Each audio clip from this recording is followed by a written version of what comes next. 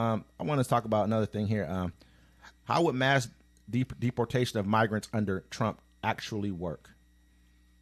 Two former officials who handle immigration issues for then President Donald Trump says that a whole of government approach costing billions would be needed to mount the largest deportation effort in American history, promised in the Republican convention platform if Trump is reelected. The exact number of people who would be deported in a second Trump administration is hard to pin down. During the June 29th presidential debate, Trump claimed there were more than 18 million undocumented immigrants in the U.S. One of the two former Trump officials said it would cost as high as 30 million. The most recent government estimates is that just under 11 million unauthorized immigrants reside in the U.S. as of January 1st, 2022, up from 500,000 from 2 years earlier, but down from 2010 total of 11.6 million. You know, so basically what they're saying is how much is it going to cost? 30 million? Yeah, right. That ain't bad. You think it's going to cost 30 million to get rid of what they say it was over 11? He said it's 18 million. They're saying it's about 11 million people here. It's probably like now they're saying this is 2022 numbers. Think of We've the been saying there's been manpower. people. The manpower That's going to be needed, man. You're gonna make a department to get more. It's gonna be an ICE, but it's gonna be a bigger department to get rid of all these people. They're going to have to hire tens of thousands to find millions of people. They will. They're going to hire all the MAGA people from the Project 2025. So think about it. After they get done, let's say they deport all the illegal immigrants, right? Mm-hmm. Do you think these people are going to lose their job, or are they going to start rounding up Trump's enemies or people they don't like? This is what they're going to do. He's going to give them immunity. So now they're going to be able to pull anybody over and say, "Show me your green card. Show me that you're." They could be black people. They don't care. They don't care. They don't care. They're not going to pull over any white people. That's who's not going to get pulled over. This is going to be a mass, basically stop and frisk. For every minority. And they're going to make it legal. Everyone is brown, black, women. You can add, like in Georgia, they got a law already. You can ask people to show them your documentation. Yeah, they've already started. You know what I mean? Like, I think they're trying to get one. What was that? Idaho or Iowa too? I think I reported on the one in Georgia. Yeah, you did. We talked about this already. You know what I mean? And so this is what's going to happen. They're going to pull over cars, and this is what they're going to pull you over for now. It's the new marijuana now. It's no longer they can't ask about marijuana anymore. So they're going to ask you for your paperwork, and they're going to make you feel good about it. It's like, yeah, we're just looking out for you guys, trying to get these people out of the country. But in reality, they're able to pull you over and discriminate against you, profile you now. They're going to profile people up. This is America, man. That's like against everything that we stand for as a country, is to let people be profiled in this country and be harassed. And the only people that are going to be okay with it are the ones that aren't going to be profiled and harassed. You know who that is. We all know who that is. It's a messed up thing because it feels like we're always like harping on the differences between black and white, but America needs to harp on that enough to where it's no longer a thing. We ain't harping on nothing. Hold on. Someone can say that in the comments. Then Kamala Harris got the presidential nominee. Oh, they out today. You can't ignore none of that racist stuff. Absolutely, man. I just saw many people call her DEI hires. I saw this. Not to get off point. We're gonna have to go right back to it. I saw this guy. He's a U.S. House member. He's like, she's a DEI hire for sure. I'm looking at him like, bro, you just ran for the U.S. House. She's been a attorney. She's also been attorney general. She's also been a senator of this great state of one of the biggest economies in the entire world, which is California. I think California would be like top 5 economies in the world if it would separate from America now. Now, I mean, and on top of that, she's been vice president of the United States of America.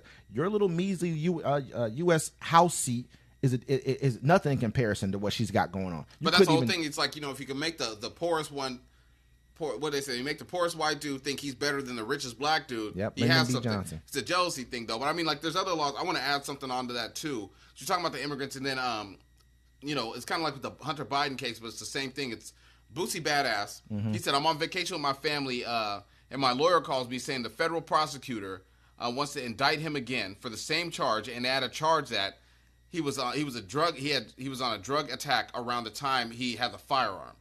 So the same thing they kind of did with same thing they did with Hunter Biden. Yeah. And we talked about this before, where they said, "Hey, you said that." You're like, "Look, they're going to just start saying, hey, you bought that gun, or you had that gun when you were on drugs." You were on drugs. They already he already beat this case, and so they're retrying him again and adding that on there. Because now that's a new rule. They're going to be starting to add on. I mean, they're only going to add it on for people who they want to add it on for, and it's not going to be a majority of America. Let's just be real here. This is why we talk about diversity, equity, and inclusion, because we need to be a part of these rooms where this shit can't happen. We haven't been a part of these rooms. That's why this kind of shit happens. That's why you had people like Herbert Hoover, and who ran different who ran the FBI and basically made sure there weren't any blacks in the FBI for a very, very long time and ran things against black people because there was no black people in the room to say something about it, to bring it back to us. Yeah. We got to have that. That's why we don't look. I look at Trump the way I do, because in his first cabinet, he showed you who he wanted around him. And he got rid of multiple people, but he still didn't bring in anybody black. Yeah.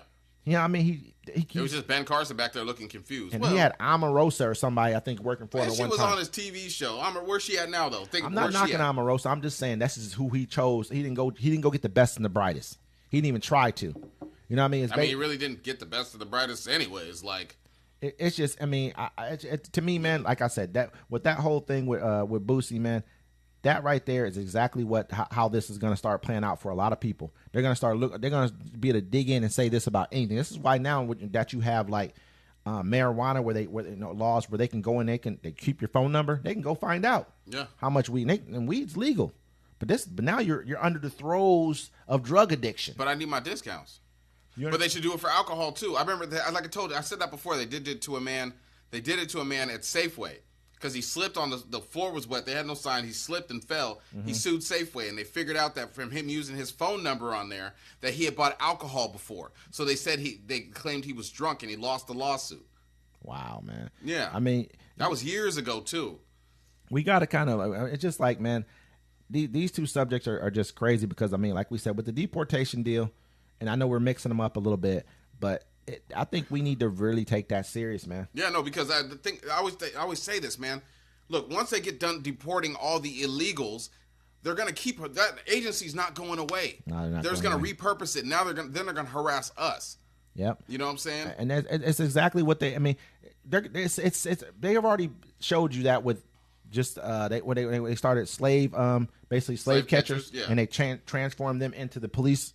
You know, that's where the police force came from, was from here, transforming these. What do you think they're going to do with all these extra people who are on their roles, government roles now? That's an army for him. Yeah. And he can pretty much hire all of his own people who are loyalists. He already talked about he's going to get rid of a whole bunch of different people and hire loyalists. 40,000 people in the federal government will be fired. Think about it. The FBI, the ATF, who else do they got? That's alcohol in the back. The game, all of them. DEA, all of them. Think about it. Who are they already going after? Who are they going to go after? You black folks think they can just sit this out like, oh, I ain't going to worry about it. Nah, bro. You're cooked. You're cooked. You got MAGA extremists that don't even like you, and now they got jobs with badges and immunity. I mean, he's trying to get rid of the he just got the Secret Service, the lady in Secret Service. Oh, she had to go. She lost her job. Don't get me wrong. I agree. She had to go. I mean, with that kind of not even DEI hire. No, just that kind of lapse of security. I'm gonna say this right here. I think they set her up. I don't think it had anything to do with her. This was inside the ranks. This was probably. I don't know. I won't say it's a huge conspiracy, but they just didn't do their fucking jobs on the ground, and she had to basically take the bullet for that. Maybe that makes sense now.